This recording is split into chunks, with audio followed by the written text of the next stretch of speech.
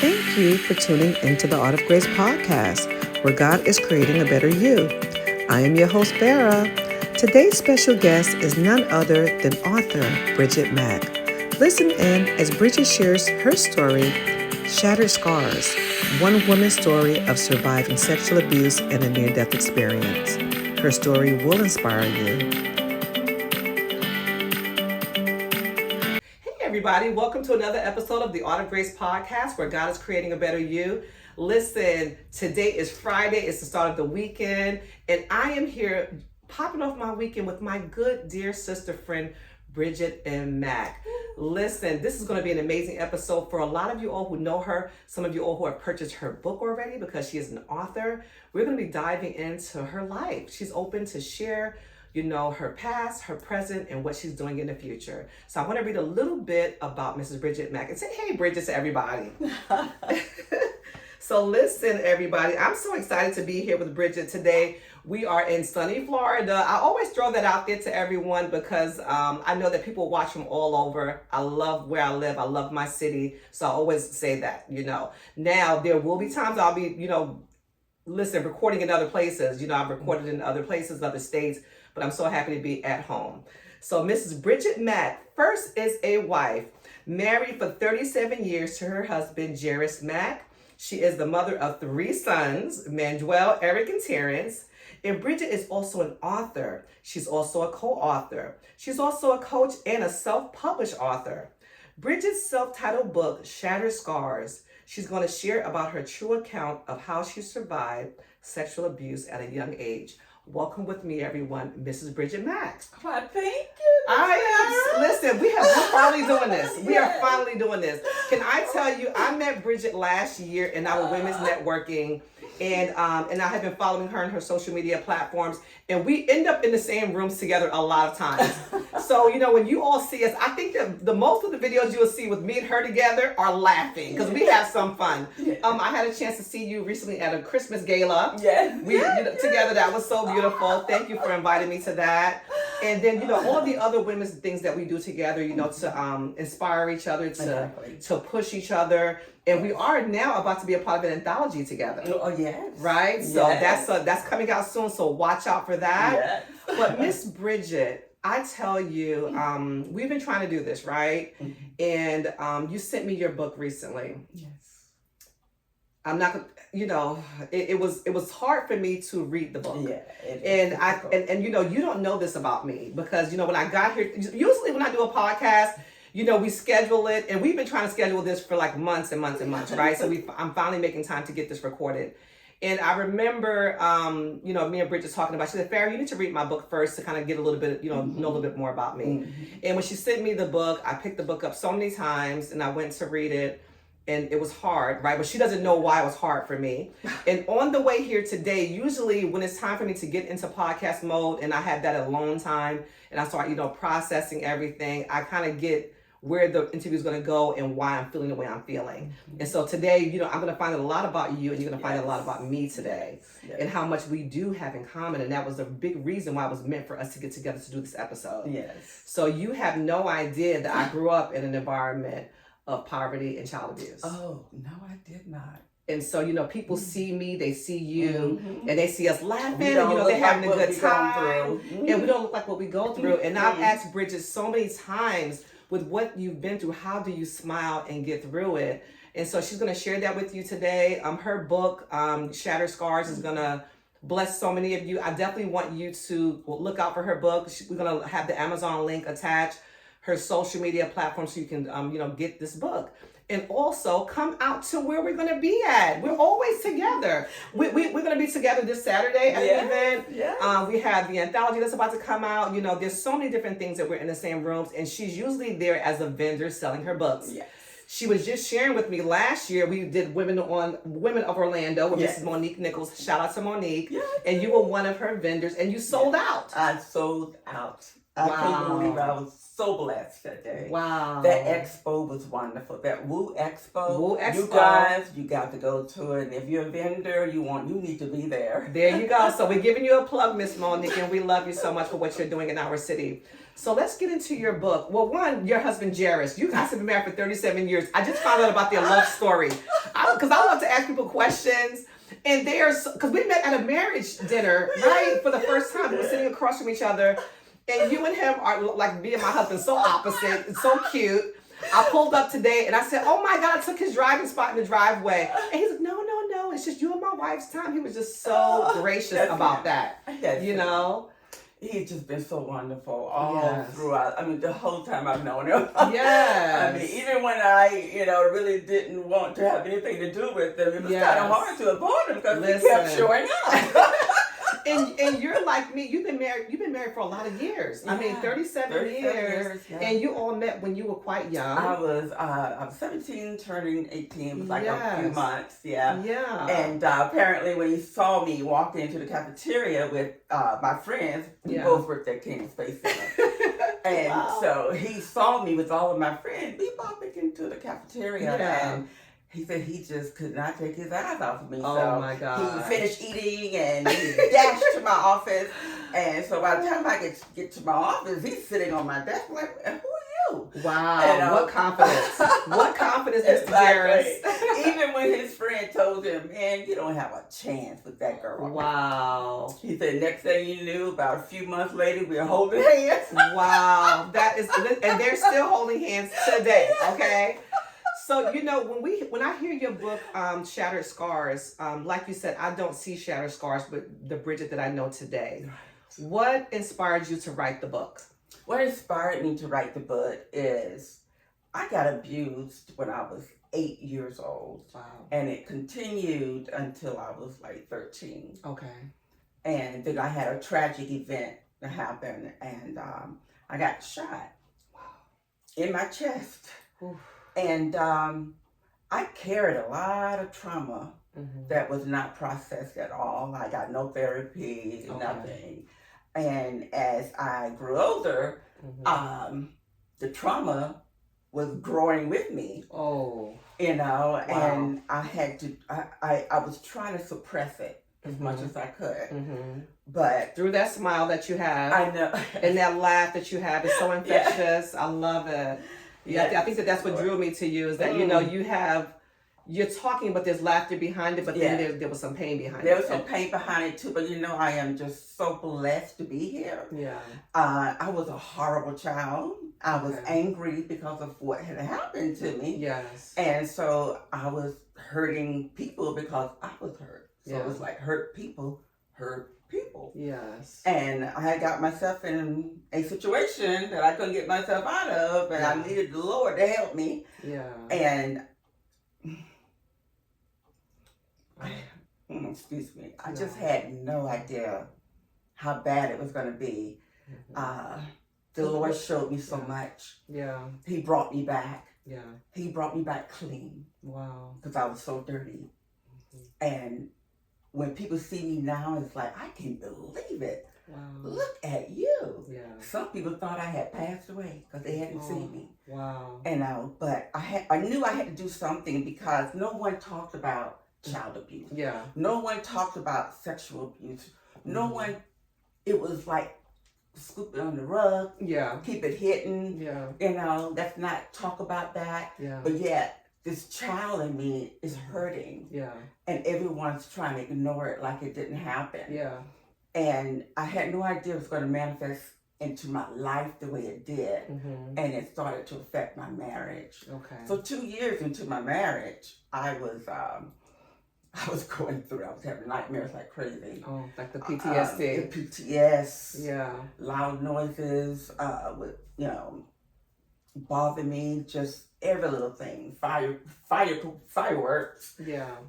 Would bother me and everything. But what I had to do is come out and say what happens to these children when they've been abused. Yeah. It takes courage. So, I mean, it does. One, you were an 8-year-old child, right? So there was no way you could have protected yourself in that, especially if this person was bigger than you, older than you. So then you blame yourself. And then the reality of if your family did find out, what did they do to help you, right? Because you're right. Because I'm not going to just say African-American families like to hide things. Because, I mean, we know that this goes across cultures, right? But I do know that for our culture, we was, what happens in the house stays in the house. Yes. Or, There you go. it didn't happen, or, oh, it wasn't that bad, or, oh, it happened to me, but it's Yeah. not that bad. Exactly. And so, when did you put words to that so this went on for some years, right? Mhm. Did you say anything within those 8 years? Did your parents know? Did anybody taking care My of you know? mother knew Okay. that I was being molested by her Okay. boyfriend who Got was it. living with us. Wow. And he threatened me not to say anything, Mhm. and I was 10 years old. Yeah. I mean, well, I didn't know what was going on. Yeah. And when he threatened me and told me, oh, you tell your mom this, Mhm. she's going to hate you. Oh, And yeah. at the time, my mom was all I had because Yes. my dad was living in California. Yeah. And I love my mom. And it's my Yes. mom, my brother, and my sister. Yeah. And the worst thing that could happen to me is to be abandoned by my mother. Yes. And Yeah. I did not want that. Yeah. And so it continued until I turned about 13. Okay. And that's when I told them, no, I'm not doing this anymore. I know it's wrong now. Yes. And yes. he left. Okay. Left me with all the scars, left Yeah. me with all the shattered, my shattered body. Yeah. It was traumatizing, and Yeah. it still is. I still have PTSD. Mm-hmm. It still comes out in my dreams and my nightmares. Yeah. But I know it was very important for me to do this, Yeah. to go down this journey, because I feel like the Lord put it in me. Yeah. We wonder why God do certain things, Yeah. why God let certain things happen to us. Yeah. And what happened to me was something I had to carry, because the Lord knew I could carry it and deliver the message. Yes. And I praise Him Yes. every single morning. Just waking up, seeing a new sunrise. Yes. Waking up, knowing I got a husband, a family. Yes. I made it. Yeah, you made Now it. I got to share this Yeah. to let others know that they can make it too. Yeah. Because it's a lonely place. Yes. Because even though you had your family there, you had your mom, and even though, you wanted her to protect you, I mean, if she couldn't protect herself, All right. and if she didn't have that confidence and that strength and that, because I mean, because you know what? Our parents hid so much. Mm-hmm. They hid a lot, Yeah. and they went to the grave with it. We will never know their full stories, right? True. We don't know what they went through. We don't know what threats she might have had. Mm-hmm. And so for you to be able to put, so when you talk to your mom, where was she at, do you think? I mean, because now if you think about when you had that conversation now versus thinking about it today, because now you're the older Bridgett, Mm-hmm. you can look back and say, oh my gosh, she was going through something too. Mm-hmm. And she was. My Yeah. mom was. Oh my gosh. There was so much going on in that house. Yeah. He isolated me. Mm-hmm. It all first started, with him coming into the family. And Yes. my mom loved him. Everybody loved him. Yeah. And he would take only that the persona. Yeah, That persona. he would take only the girls out. Like we go to the movies, we go to the beach. Mm-hmm. And then one day at the beach, we were all, just 3 of us girls. Yeah. We were all jumping on him as the waves are coming down. And then he stuck his finger Oh wow. into my swimsuit. Yeah. And I jumped back. Oh. I got out of the water. And Yeah. I could see him looking at me like, Yeah. did she really get this? Or did she, Yeah. did she know what I just did? And I was looking back at him because I was like, maybe he made a mistake. Because we were Yes. all clamoring on top of him. Yeah. And a month later, there I was in this dark hole of a pantry where he would take me while I'm sleeping and put me in that pantry and proceeded to molest me. Yeah.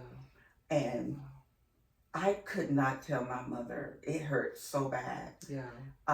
When he left, I knew why he had left. Mm-hmm. I knew that. And Yeah. and it really bothered me that he Yeah. was able to just leave. Yeah. Yeah, Yes. Yeah. why? Yeah. You leaving Yeah. me broken. Yes. No apologies, no nothing. Nothing. And so then it's hard to heal because Yes, it's so hard. it's very hard. Yeah. And to know that, oh God, he's got a new family. He's got a little baby girl Oh my now, gosh. and and things were going good for him. Yeah. And then all of a sudden we get a message that Yeah. he died of an aneurysm. Boop, just like that. Wow. Yeah, his life going the way he wanted it to go, Yeah. but God said, "Okay, your Yeah. time's up." Yeah. So your mom, how did you guys make it through together? Yeah. Because now you're together. Now it is you and mom. Yeah, I did not tell my mom until I entered into a rehabilitation Wow. center. Wow. And the therapist there Yes. recommended that I tell my mother because it was eating me up inside. Yeah. You know, Yeah. I Because it's not a one-time occasional thing. It's like something that went on for a long time. It went on for a long time, and it was very painful. Yeah. Mentally, spiritually, you know, verbally, it was all over painful. Yeah. And I felt alone. Yeah. You know, unfortunately. Yeah. And I was gonna ask you what was your outlet, like, you know, we have an outlet as kids who have abuse, whether it's school, whether it's, you know, your teachers, whether it's your guidance counselor. You have these outlets. Did you have an outlet at that time? My outlet at that time was, no, I did not have one. Yeah. Because he controlled everything, every aspect of my life. Yeah. Because he didn't want me out there talking about it. Yes. Yeah. And although I didn't know what to say if I did talk about it, Yeah. he did not want me talking about it. And he just manipulated everyone. Yeah. You know, just to hold on to his secret. Yeah. But I tell you, when I was in therapy, I had to go in therapy. My husband, my sweet husband,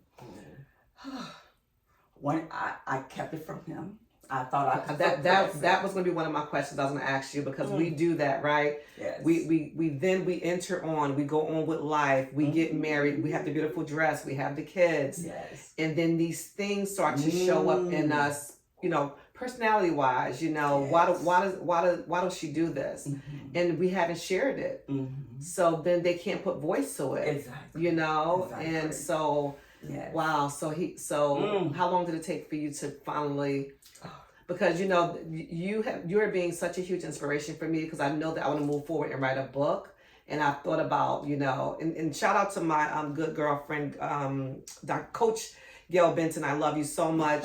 You know, she's also a published author, and I interviewed her last year, and her interview is one of the most watched interviews on my platform. Oh, wow. And her book was where she was able to get things out, and her family was like, whoa. Yes. Like, you know, I wish you would have told me, but saying, what would it have done, right? Right. What would it have, I mean, you know, maybe it could have turned the tides, but when you're a child, you know, what do you do? Who do you talk to? Yeah. Who do you tell? Yeah. What's happening to you when you can't even comprehend what's happening yourself? Yeah. You know, and I knew in my heart while I was in therapy that, oh my, I'm not the only one that had gone through something like this. If it wasn't for my husband being behind me, you know, what did he see? Ooh. Yeah. Okay. I was so let me ask you this: what did he see or hear from you? Because usually it can be explosive. Yeah, it can be emotional. You know, and you have the best intentions in the heart. And okay, I'm in Christ. Yes. I'm gonna cover this up. It's covered up. It's covered up. Yes. But guess what? At some point, it's got to come out. Yeah, and it did. Yeah. 2 years into our marriage, it was bliss. And then one night, I don't know what happened, but I had a trigger. Yeah. And oh my God, I pushed him off me so hard that he flew off the bed. Got it. I mean, and I was just screaming. And because everything had just rushed to the surface. Yeah. You know, because I tried to keep it down for so long, but now it's like, you know, and my husband didn't know what was going on. You know, it was from my wife. Yeah. And then I had to tell him that I was holding that from him, and I was so ashamed and so sorry. You know that I am so proud of you. I told him I was so sorry. I felt like I wasn't honest with him completely, and I married this man under pretenses because I felt sorry. Yeah. I felt defeated. Yeah. Because I had been holding on to this thing forever, and now it just went poof. Yeah. And then I told him, and he said, "Honey, I'm not going to abandon you. We're going to get through this. Oh my gosh. We're going to get through this. Yes, we're going to get through this." Right. He said, we are going to get through this. After that, I went into a 30-day inpatient care where there was group therapy, and everybody would go around and say their names and why they were there and what they wanted to work for. But when it got to me, I was like, pass. Yeah. And I don't want to bring this up because Yeah. no one has a story like mine. Yeah. And so I kept saying, pass.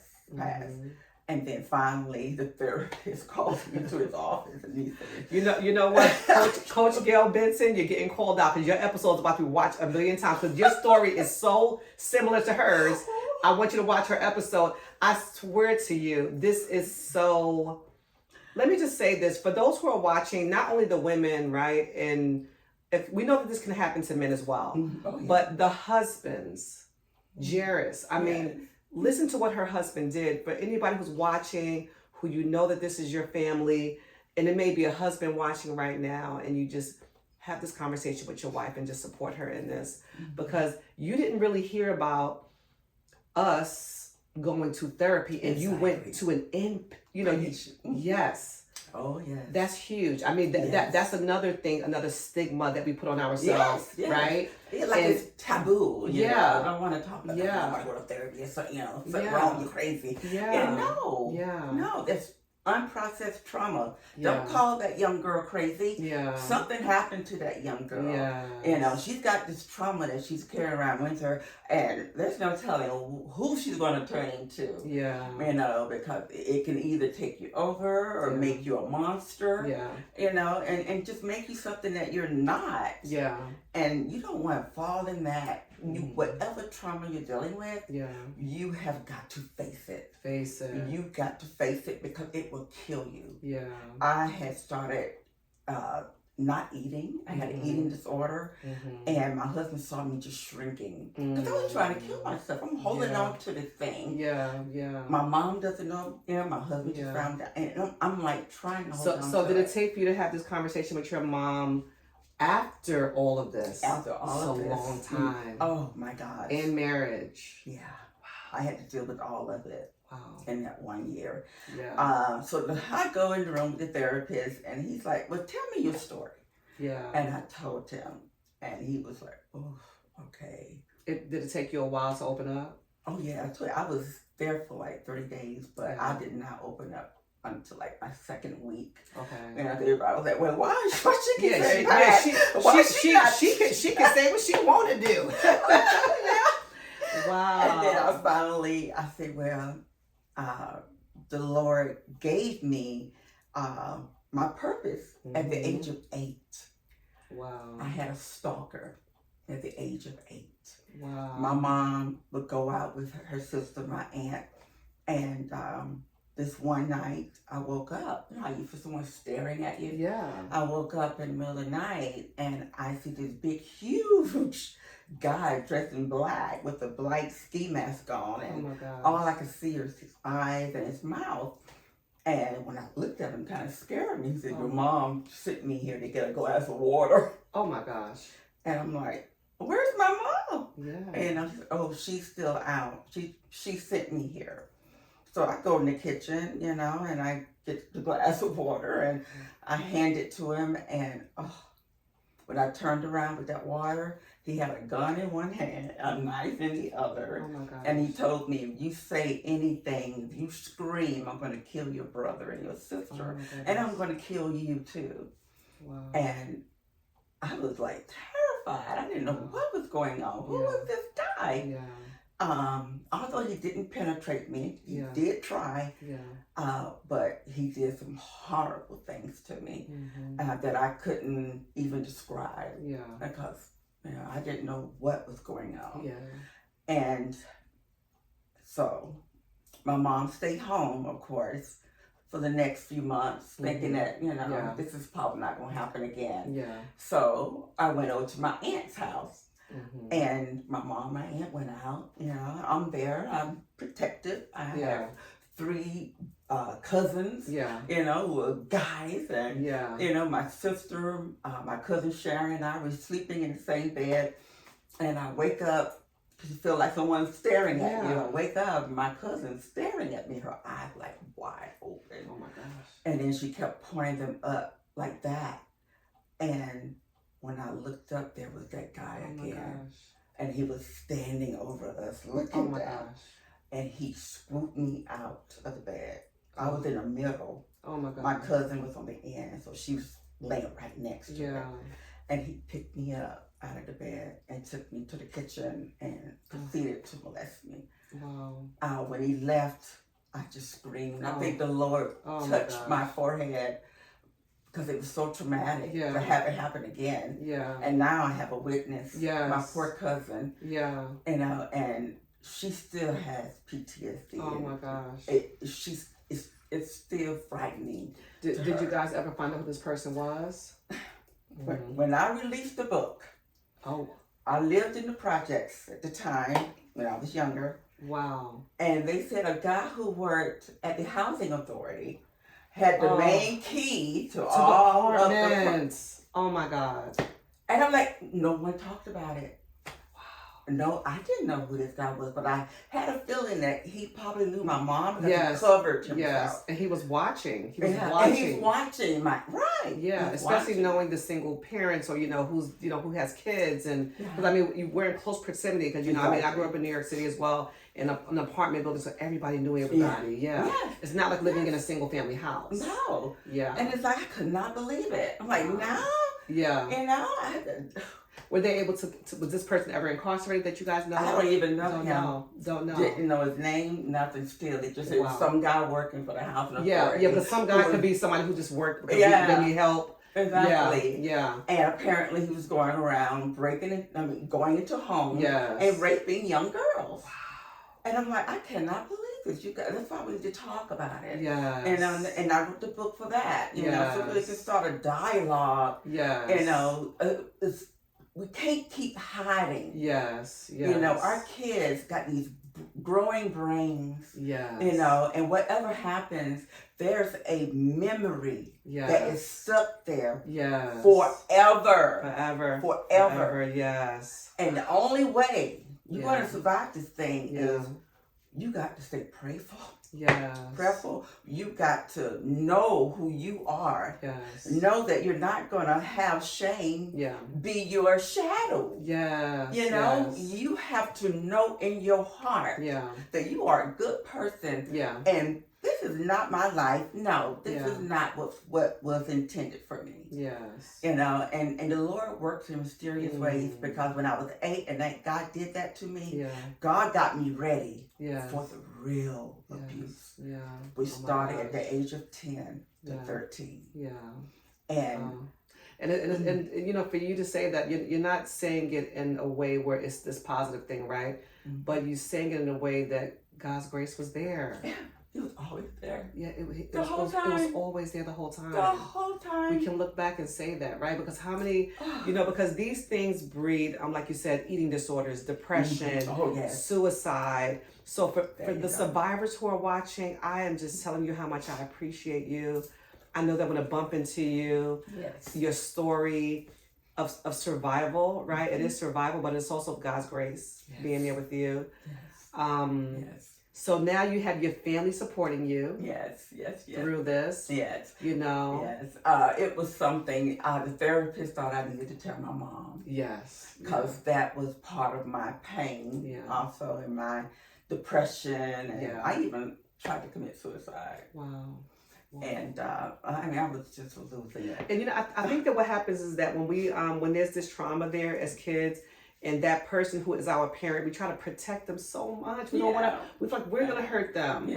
And the person is the one that hurt them. But it's so hard for us to understand that. It's very hard. And you were an adult by that time.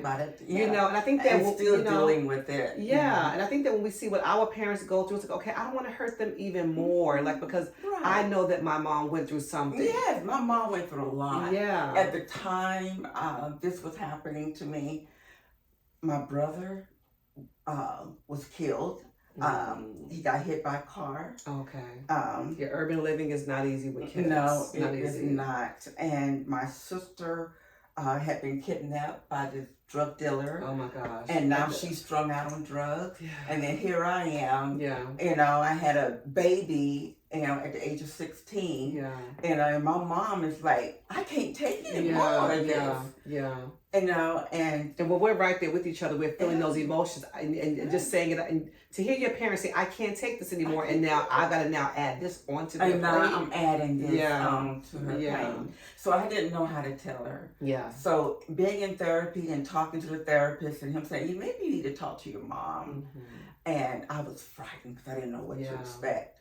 And so we did role playing. Okay. Because I had to figure out, how am I going to say this? How am I going to approach her with this?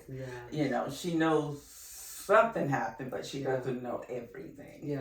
And when, the devil, I'm sorry for this, but the devil will put things in your head. Oh, yeah. Okay, and make you think, this is going to be the worst thing ever. Yes. You better not step forward in faith, because if you do, you're going to fall on your face and Yeah. No, it was totally because he knows you're going to be set free. And Exactly. you're going to set up, and we also set other people free in this, right? Because even, that person knowing that something happened to you and they're not saying anything and they're carrying that guilt. Yes. Because we carry so much guilt as parents. Like our kids can do so much stuff and we blame ourselves for it. And I'm like, I wasn't even there when you did it. I know. But yet I'm carrying and I'm taking that on. Yes. Because we do that as parents. We do that, yes. Oh my God, yes. And when I did tell her, the therapist was there with us. Okay. And it was just she and I. Yeah. And I told her, and you know what she said to me? She said, baby, I am so sorry. I wanted to protect you. Oh my gosh.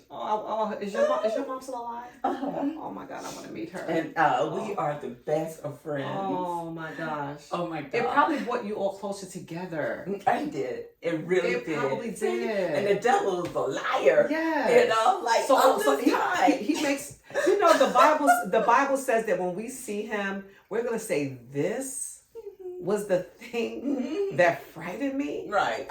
He is nothing compared to God. He's nothing compared to God. Nothing at all. Nothing at all. Wow. And so I told her that, and I tell you, I was released. You must have held an elephant off your back. Yes. It was like, I could breathe. Yes. I can smile. Yes. That's why people see me smiling. Yes. I'm smiling for a reason, Yes. But with all that pain that I went through, of course I got with my bad boy, because I know he was going to protect me if something would happen. Yeah. And that just nearly killed me, He and I wound up somewhere, and we all got shot by this guy who thought his girlfriend was fooling around and thought that we knew about it. We didn't know anything. So he shot everybody in the house. And I remember shooting my friend. He told her, well, you want to leave me, then you can leave me dead. And he stuck the gun in her mouth.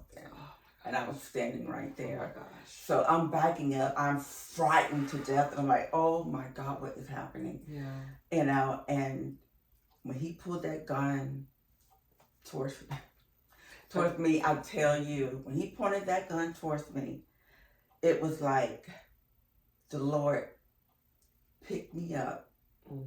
I closed my eyes and I said one word that I have not said in so many years. And I said, Jesus. And when that bullet entered my chest, it was like God turned me in such a way that bullet missed my heart. Oh my goodness. And when I fell, I was nowhere near the sofa, okay? Yeah. It was just floor. Yeah. But when I fell, the top part of me fell on the sofa. Oh my God. So I wouldn't drown in my own blood. If I was on that floor, oh my God, I could taste the blood in my mouth. And then after he shot me, my eyes I was in shock. Yeah. My eyes are wide open. The pain was horrible. Oh, I'm sure. It ricocheted through my body, just ripping up stuff. Oh goodness. And I tell you, Jesus. You are a walking testimony. You know what? So this is what we're going to do. We're going to take a quick break. Bridget's going to come back to you with the message in between our episode, but we're going to take a quick break. I know that this is a lot, and I know that Bridget's story is blessing someone watching. It was a reason why we're doing this podcast episode today. And I know that for me, I know that Bridgett we're a lot of each other, right? Mm-hmm. So stick with us and we'll come back after the break. Wow, are you enjoying today's episode with Mrs. Bridgett Mack? Listen, she wants to hear from you. You can find her on Facebook at Bridgett Mack. Also, you can email her at author.bridgettmack@gmail.com. You can also find her book on Amazon, Shattered Scars. Listen, she'd love to hear from you. Hey, welcome back, everybody, to Auto Grace. Thank you for sticking with us. Did you enjoy that message from Bridgett? So listen, go to her platform and buy this book. So I know that we ended the first half of the episode. It was a bit tearful. We sat here just now and shared life together. This interview was freeing me. You know, I was able to share with, Bridgett during the break about some abusive things that I went through as a child myself.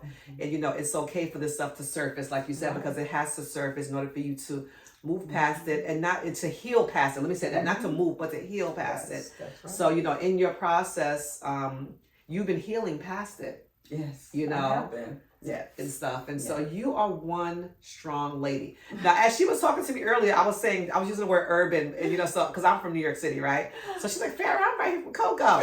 Now, so we get things mixed up when we see sunny Florida, right? All these beautiful cities, Miami and all these places, but things happen in our cities too. Oh, yes. It happens. Oh, yes, it does happen. It happens. Yeah. And so question, because we talked about, the gunshot situation. Yeah. Your friend did not survive? I don't want to give away too much. Okay. But there were 2 deaths. Okay. Yeah. And that's the part I wanted to get into. Yeah. The way the Lord lifted me up. Yeah. He couldn't use me dirty, so I had to die, for him to be able to clean me up and work on me. Yes. Because if you knew me back then, I I took no crap. Yeah. I would curse you out. I would fight. Yeah. Well, listen. When you live, and I want people to, when you live in a big city, you're real protective. And I was just sharing this with a friend recently about with Anika Allen. Shout out to Anika Allen. I was on a podcast episode with her. I said, why am I so suspicious of everything? Or I'm always like, what did you want from me? Wait, what did you say? I'm blaming it on my culture, how I grew up, right? So and our surroundings can, it can make us who we are. Yes. And so those women, we are not those women. Now, we may have a moment, okay? We are allowed to have a moment. Yes. It does not take away the fact that we are women of God, that we are women of grace, that we are grace girls. And we have our moments, right? Yes. But so you are not that girl anymore. I'm not that girl anymore. But, like you said, being in that environment, surrounding yourself with the wrong people, maybe, and things like that. And that's how it was, surrounding myself. And I was running with the wrong crowd, but I thought the crowd was going to protect me. It was more protect me. Yeah. And then that crowd nearly killed me. Yes. So your mom was a strong woman, too. Oh, yes. She was a strong woman. So to lose a brother, to have a sister who was out in the street, and to almost lose another child. Yes. It was very tough for her. Yeah. I remember when I got shot, it was like the Lord wanted me to keep my eyes open so I can see everything. Yeah. Because I could see Victor coming up to me, and he still had the gun, and he put the gun to my temple. I could feel the hot barrel on my temple, and I didn't move. Like the Lord had an angel laying over me, and I didn't move. I didn't blink, and it was like He was waiting for me to blink my eyes or something, and He was going to just shoot me in the head. Yeah, and I didn't. But His voice, I do believe in demonic spirits. They are all around us, and if you let them in, they would do so much damage. Let me tell you, this guy's eyes were completely black. Wow. He didn't look the same. His whole, everything about him was demonic. Yeah. And to the point where there was like a 4-year-old little girl he was trying to find. And he was calling out her name so she can come out so he can kill her. Oh my gosh. And his voice even sounded distorted. Yeah. And Kenny, my boyfriend, You know, he was trying to save us. And Oh my but gosh. I have more stuff in the book on that. Yeah. But I remember the Lord taking me to a place, and it was really, it kind of felt like I was floating, and as I'm floating, all of a sudden, I started seeing flashes of my life as I'm moving. Yeah. It was like my spirit was being moved towards something. Yes. And when I finally got to where I was, it was like so much light. It was so bright that I could barely see. And then Kenny comes out, and he's not walking, he's not in a physical form. He's a spirit of light, just bright light.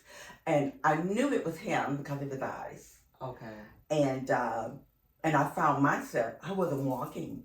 I was light also. And I tried to touch him, tried to talk to him. He didn't want me to touch him. He kept apologizing for everything he had done to me because it was violent every now and then. And he apologized for hurting my mom, you know. And I'm like, what are you talking about, Kenny? You know, and I tried to get close. He would not let me get close to him. And then he turns around, and it's like his beam of light just went into all of the light. And it's like something grabbed me, grabbed my little light, my spirit, and threw me back into my body. My mom at the time was at the foot of my bed, and she was praying for me because the doctors told her it's totally up to her right now. And we've done everything. I was on life support and everything. Oh my gosh. It was horrible. Wow. And my mom said the bed shook. The whole bed shook. I mean, because I was going so fast. All I saw was like, first it was pictures, and then all of a sudden it was just colors. I was going that fast. And then when I hit my body, I just knew right away, oh my God, I'm totally different. I feel different. Although I was still hurting and everything, but my mind had been reborn. Oh my gosh. It was like everything that I had gone through, the Lord put me through that for a reason. You know, we ask the Lord sometimes, oh, why you let me go through this? Why? You know, why you just come save me? No, sometimes he's got to let you go through some stuff first before he can use you. And then when he's able to use you, then you understand why. And he has the total you, not just the pieces of Bridgett. Yes. Wow. And so my purpose was to share my story and to give hope. For especially little kids. Give them hope. You know, and you know, abuse does not discriminate. Men, women, children, you know, does not discriminate. That's what we were talking about earlier, that it's not about a color thing, it's not about a race, it's, you know, it can happen to anyone. Yes, it can happen to anyone. And when the Lord put that in me, I tell you, I felt a sense at first of despair. Like complete grief. And it was like I was thanking the Lord so hard with all of my body, all of my spirit. And that grief just lifted right out of me. Because I mean, all that despair. You had to wake up to, I'm alive, I have life, where's my friends? You know, that your mom happened to tell you that, you know. And they couldn't tell me because I was in ICU. I was holding on to life. You know, they didn't have the TV on. My mom told them to keep the TVs off. Because it was like the biggest thing that ever happened. You know? Oh, wow. And all these people got shot, you know. And, you know, this girl got shot in her chest. This girl got shot twice. You know? And so... And it was to protect you too, especially when you have people out there who you don't know where they are, what they're doing. Exactly. And so that really helped. But when I woke up and I saw my mom, I told her, I said, Kenny's dead.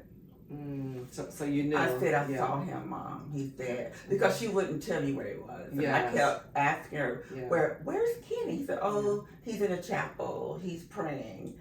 you know. And I said, no, Mom, he's Yeah. dead. I saw him. Yes, yes. And sure enough. Oh. Yeah. So this gentleman, he was behind bars. He was behind- incarcerated. Yeah, and he Okay. died there too. Okay. Okay. Yeah. Yes, he was trying his best to get parole. He had no parole. Got it. Well, he was trying to get out. Okay. You know, because apparently he had developed cancer. Okay. And he was trying to get out, and it was like no way to getting out. Yeah. So the victim's advocate contacted me, Mm-hmm. and he asked if I wanted to come and speak or write a letter, and he would read it. I said, I'll write a letter. Okay. He read that letter. So what did he want it for? What was the purpose? Because in order to keep him from trying to get out, they needed Oh, to revisit got the it. case. Got it. Oh, so, Yes. oh, And I laid everything out in that Okay. letter, all the way up to his eyes being completely black. yes, yes. And how I'm still tortured yes. with night terrors. Yes. You know, and they gave him more years.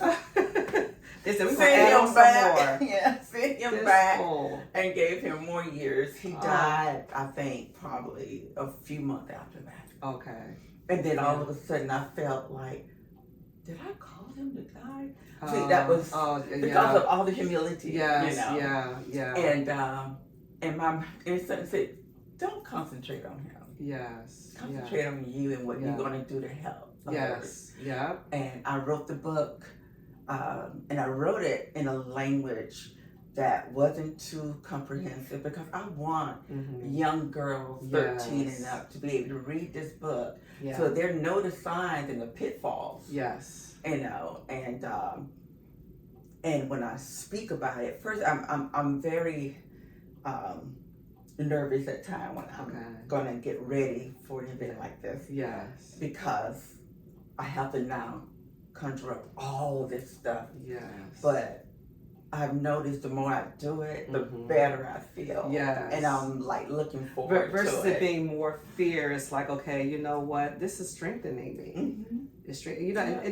and don't let, because don't get in your own head and don't let people talk you out of sharing your story Right. because, oh, it's embarrassing. Yeah. Oh, I'm ashamed. I'm telling you, every time we do this, every time we do these episodes, I know that I'm strengthened, and I know that the people who come on the air with me tell me how they're strengthened. Mhm. They share that with Yes. I feel lighter. Yes. I feel free. Yes. I feel like I'm blessing someone else. Yes. You Yes. know, so Yes. so now you wrote the book. You know, Yes. did you do some touring? Did you do book Oh signings? my God! So you want to talk about the book signing that you did in Oh Cocoa yes! Oh with my your goodness. family and friends there? I'm sure. Yes, did a book signing in Cocoa, and I tell you, it was wonderful. This young man that knew Kenny, they were like best buds. He heard that I was going to have a book signing. Yeah. He had to show up. He said he had to come and see that it was me. So these people are still around. Yeah. Wow. Yeah, I'm friends. And Yes. and he's like, huh? So he had to come. He said he had to Yes. drive to make sure it was me. Yes. Because he hadn't seen me since the shooting. Wow. And so when he got out the car and he saw me standing there, he fell to his knees. Oh my goodness. My husband had to help him up. Oh my gosh. He hadn't seen me. He thought I had passed too. Wow. Yeah, because my mom took me out of that. Yes. You know, I Yes. had to learn cognitive skills like eating and Yeah. walking. After having a child. Yeah. Oh. And so then your Yeah. mom had to be everything for you and Oh, your baby. my gosh. Oh, My what an mom amazing mom. is- What I an love amazing her. mom.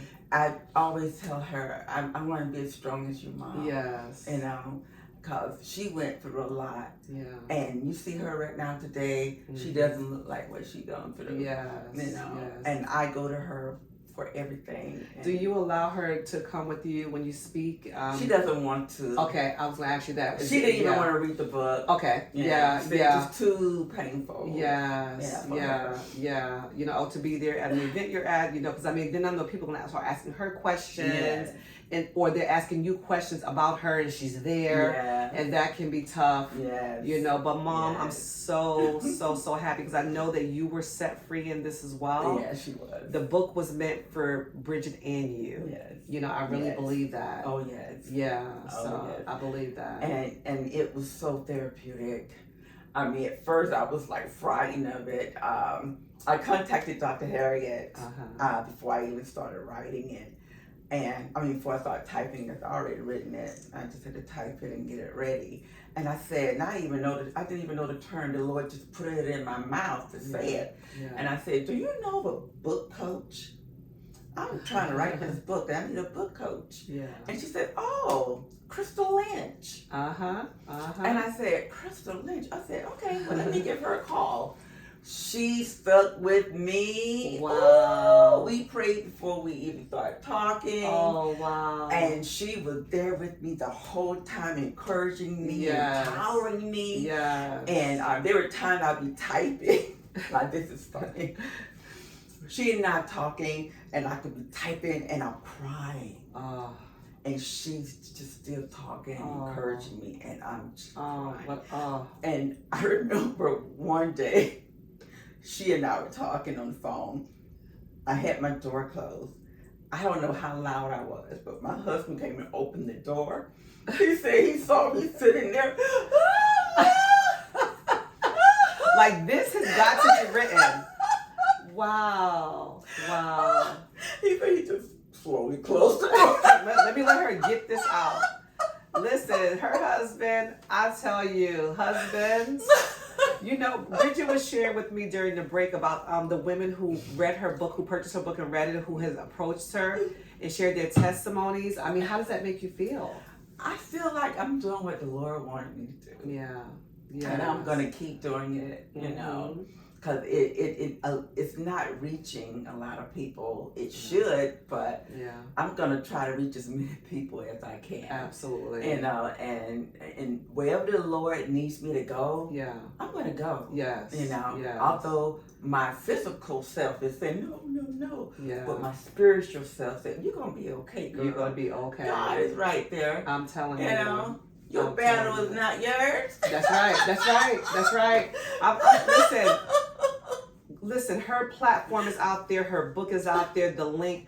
Listen, guys, buy up this book. Give it to, if this is not even for you, it could be for somebody else that you know. Yes. Maybe a girlfriend, maybe a friend, maybe a family member that's gone through this. Yes. I want you to share this book with them, please. Yes, please. And listen, you can contact her on her socials. Send her a personal message. She wants to hear from you. She wants to, you know, share life with you to help you to get through this journey. Just like a Dr. Harry, just like a Crystal, just like the anthology group that we're with now. You know, we have that tribe of people, you know. There you go. And your mom. Man, I love her. Wow. I love her to pieces, I tell you. you. Wow. I'm telling you, I mean, what strength, because I mean. And she went through a lot. It was like she lost 2 kids. Yes. You know. Yes. Yeah.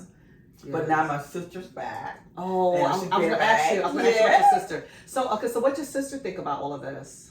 She couldn't believe I was going through that. Yeah. She had no idea. No one knew. Because sometimes when we're in families together, people don't know what we're going through. No, they don't. We share it with our closest friends, maybe. We share it with maybe a teacher because or somebody. It's the shame. Yeah. Shame and embarrassment and, you know, all of that stuff that makes up our mess. Yeah. You know, and we need to get out of the mess and into the Word. Yeah. You know, because the Word would definitely, you know, be your armor. Yes. You know, you need to know what to say when to say it. Yeah. And even feel it in your heart.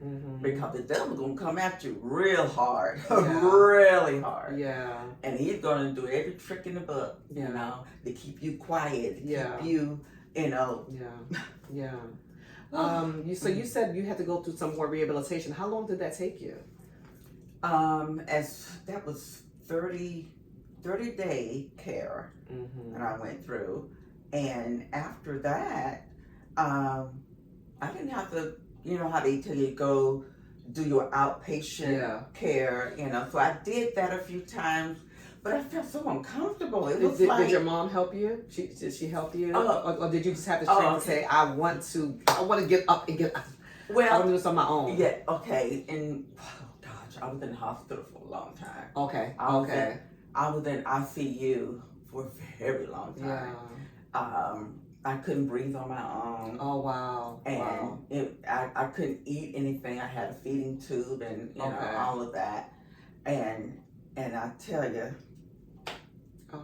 it was Jesus. It was him.